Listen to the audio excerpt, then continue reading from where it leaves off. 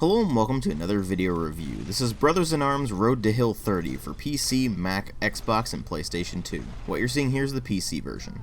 This is a tactical first-person shooter developed by Gearbox Software and published by Ubisoft in March of 2005, originally for Xbox, and then it later saw release on other systems as well, and it went on to be massively acclaimed. Lots of people seem to think it's one of the best World War II games in existence, and a lot of people also seem to think it's one of the best tactical shooters in existence. To which I can only assume one of two things. One, they're saying that because it's one of the very few World War II tactical shooters in existence, and two, they're saying it because of nostalgia.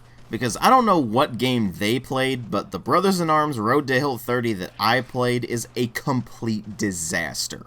Let's go ahead and tear into this thing and find out what exactly makes it such. Well, the first thing you notice is how wildly all over the place the visuals are. The environments themselves actually look fairly good. I mean, there's not much except hedgerows and townscapes to deal with, but they put in a decent amount of detail, and the actual visual quality of the environments themselves is generally pretty solid. The problem is just about everything else outside of the modeling, which is generally pretty well done. The animations are mostly pretty weak, and you do end up with quite a lot of inaccuracies with regards to the weapon handling in particular, which ends up looking ridiculous most of the time. And the rest of the animations merely suffice. They don't do anything more or less than that. Then you move over to things like texture quality, and I know what you're going to say. You're going to say, oh, but DW, it was made for the Xbox. Sure, that's no excuse for the texture quality being as crappy as it actually is. This is an Unreal Engine 2 game. I would like to remind you that Unreal Tournament 2004 was released the prior year, had bigger maps than this, and had better texture quality, and on top of that, I'm pretty sure it even ran better than this. So there's really no excuse for Brothers in Arms having some rather low texture quality even for the time, and the textures end up looking absolutely terrible by modern standards. In other words, yes, the game came out over a decade ago, but it actually looks more dated than it is. Luckily, when you move over to the sound design, you've got the voice acting to help bring things up, which they've actually done a rather good job with, I'll have to admit, but the sound effects are utterly pathetic. I mean, listen to the way the Kar 98 rifle sounds. It is obviously from a generic sound pack.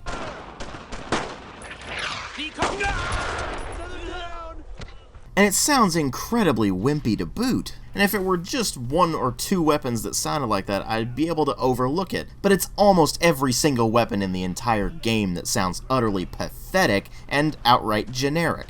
Even the explosions and the cannon fire and everything sounds generic and wimpy, and it ends up being incredibly hard to get immersed when all of the sound effects are pathetic. And it's certainly not helped that the soundtrack fades into the background and is completely forgettable orchestral music. It's not that it's a bad soundtrack, it's just that you've heard this kind of thing dozens of times before. And most of the time when you're in the game, you can't even hear music if there is any because the battle chatter is so loud. And of course, there is no way to adjust the individual volumes of things, so you just have to rely on the master slider and hope that they've mixed it correctly, which they haven't. And so as a result, the presentation, despite having rather solid voice acting, ends up being incredibly lackluster overall at best. Which of course means that it's a good thing that I was able to fix the FOV issue, because if I wasn't able to fix that, then it would be even worse. See, the FOV for some utterly baffling reason is 63. Keeping, of course, in mind that the quote-unquote standard for consoles is 65. And on a proper widescreen monitor, you're looking at more 100 to 110, which is what I set it to. I set it to about 100, and at least it managed to avoid my ire in regards to the FOV simply because I could actually change it,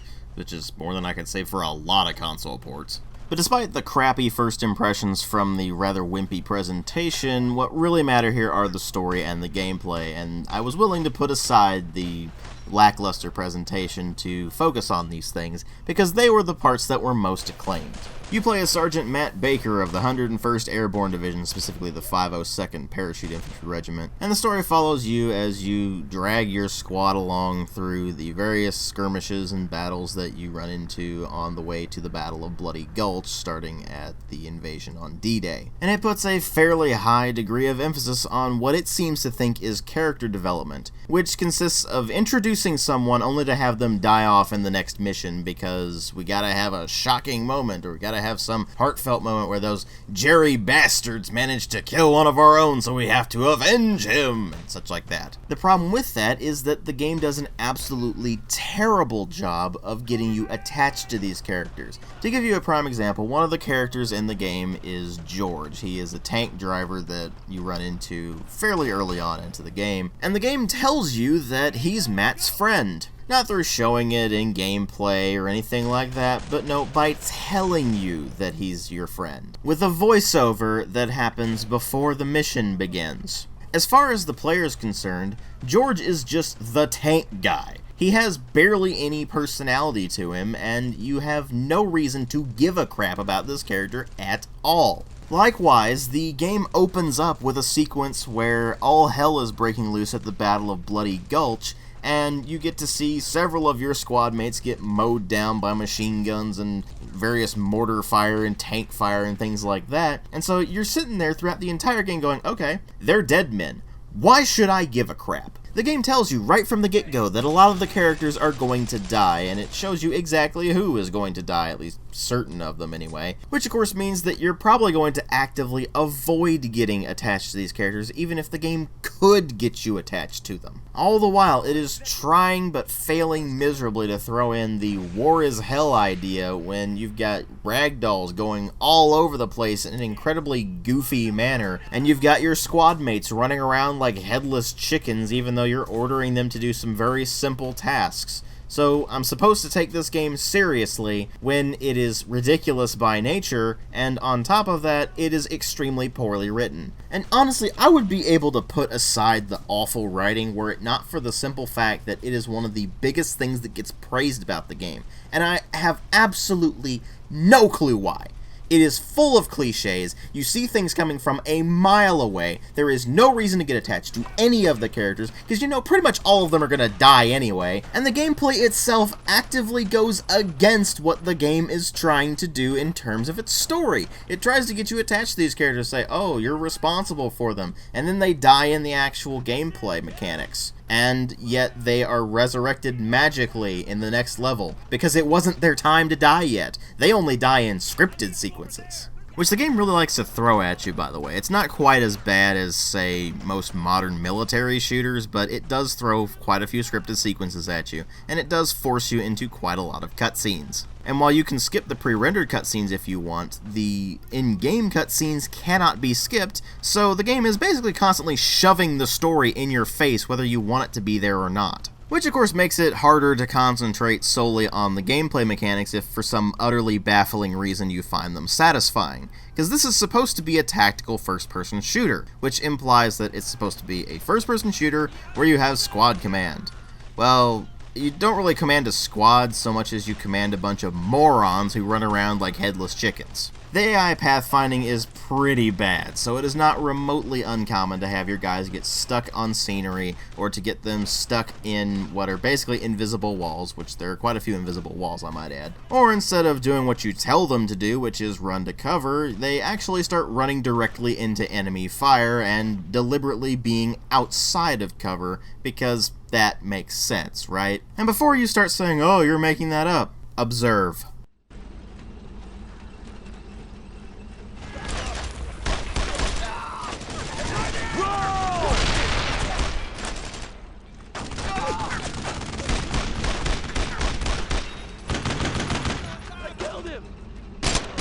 That kind of thing happens all the friggin' time and is incredibly irritating when you give your guys an order and they run headlong into machine gun fire because they're a bunch of idiots. And I wish I was recording when my tank managed to get stuck on the edge of a gate and I had to actually reload a checkpoint just to continue, because that would show you that it's not just the infantry, it's the tanks as well, and it just ends up being a complete mess. But here's the thing, even when the squad command actually does work, you only have basically 3 commands. The first is move to this location, the second is rally on me, and the third is attack this target. And 2 out of those 3 are just context-sensitive actions bound to the exact same button. The third is bound to the same button you use to switch between the 2 squads that you have access to at any given point. and you just hold it down instead, and that counts as rally on my position for the particular squad that's selected. Now you may be wondering, well, what do the simplicity of the controls matter, and what does it matter that there are only 3 controls for squad commands? Well, it means that the only tactic in the entire game is suppress and flank.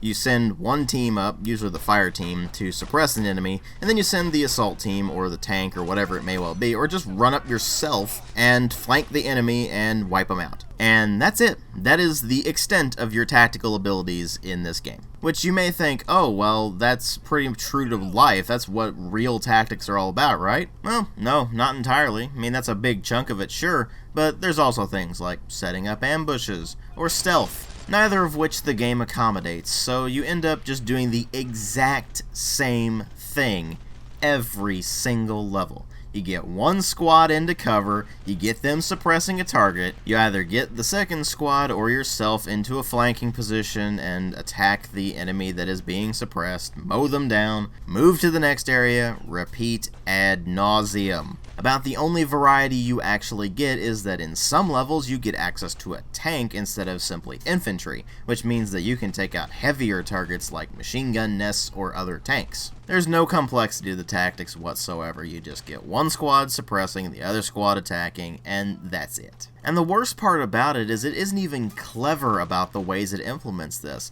The levels are all very, very linear, with only a few kind of open arenas for you to mess around with. And even with those, the opportunities for cover and advancement are painfully obvious. But oddly enough, the squad control itself isn't the game's biggest problem. It's that it fails completely as a first-person shooter in and of itself. Every single weapon in the game operates on cone of fire mechanics. Now this was actually a deliberate design choice by the developers to emphasize the tactical combat instead of having you going guns blazing. But there's a pretty nasty problem with that. First off, the cone of fire itself is frustrating to deal with because you're aiming down your sights trying to get some accurate shots in, and your bullets are simply not going where the sights are pointing. Second, they put in some very hefty sight swaying, so you never actually have anything resembling an accurate shot. This means that even when you're at very close range, it can take anywhere from a couple of rounds all the way up to several clips worth of ammo to actually take that enemy down. This is compounded by the fact that they introduced a sort of suppression mechanic, where when you're being shot at, your view actually jerks all over the place, so when you're trying to aim down your sights and you're getting suppressed, good luck with that. The thing is that instead of instilling the idea that, oh, I need to rely on my squads, this makes you more frustrated than anything else, because you're sitting there trying to make do with the boneheads you've been assigned as your squad, just flailing around like idiots and trying to take down enemies so they don't get mowed down and thus make things a lot harder for you in the long run, and you're just sitting there wasting tons and tons and tons of ammo trying to do it. It's an instance of the developer deliberately designing the game a certain way to try to instill a certain playstyle, only to have it completely backfire on them and become infuriating. And you know what the really sad part is? A lot of people seem to think this is the only World War II tactical shooter in existence, as if this is somehow the gold standard for World War II tactical shooters. Well, the only place you're ever going to see that touted as fact is in the game's selling points on, say, the back of the box or the Steam page, where I quote, "One of a kind. Brothers in Arms Road to Hill 30 is the only first-person tactical shooter set in World War II. I'm not making that up. You can easily verify this if you like by simply pulling up the Steam page for Brothers in Arms Road to Hill 30. Or you can just look at the screenshot I'm showing you on the screen right now. It says it right there in text. In other words, Gearbox would have you believe that this is the gold standard for World War II tactical shooters because it was the first one. No, it wasn't. All 4 of the games I'm showing you on the screen right now existed prior to this. And 2 out of those 4 are way better than this one. In fact, one of those, Hidden and Dangerous 2, is the actual gold standard for World War II tactical shooters. And hell, even the 2 Deadly Dozen games, as awful as they are, have more tactical depth than this. And as such, it is utterly baffling to me that people not only like this game, but seem to consider it a masterpiece. There is exactly one thing the game does well, and that's the voice acting. That's not enough to carry the game. The actual gameplay mechanics are a complete mess. The AI is stupid. The pathfinding is terrible. The gunplay is awful. The game is almost entirely devoid of tactical depth, and when you throw all that in on top of the awful writing and the complete dissonance between the actual gameplay mechanics and the plot that they're trying to go for, you end up with just a complete disaster. Now, I don't know how the multiplayer is. Maybe the multiplayer was better than the single player, but the multiplayer is unplayable now. It uses the same setup that, say, Raven Shield and Splinter Cell Chaos Theory used, which was shut down years ago. Maybe you can get some workaround going with virtual connections and playing it on the LAN mode, but that's more of a hassle than it's worth as far as I'm concerned. And before you start throwing around nonsense like, oh, you're reviewing this in 2016, you have hindsight now. And just to be extra thorough, just in case you were wanting to throw around the argument of, oh, you're reviewing this in 2016, of course it sucks, or you're biased because you're playing it now and not then. I played it back in 2005. And you know what? It's exactly as I remember it. This is why I attribute the people liking this game to only two reasons. The first being nostalgia, and the second being that it's one of relatively few World War II tactical shooters. And for one that's spouting off about how it is unparalleled in imagery, authenticity, sound, and gameplay, it's got some rather imagery that we've all seen before, some rather pathetic authenticity, even wimpier sound effects, and downright terrible gameplay. And how anyone manages to enjoy this piece of garbage is completely beyond me. Ultimately, the fact that it is at least playable keeps it from getting into 1 out of 5 territory, but that's not much of a saving grace. Ultimately, I give it a 1.5 out of 5. Thanks for watching.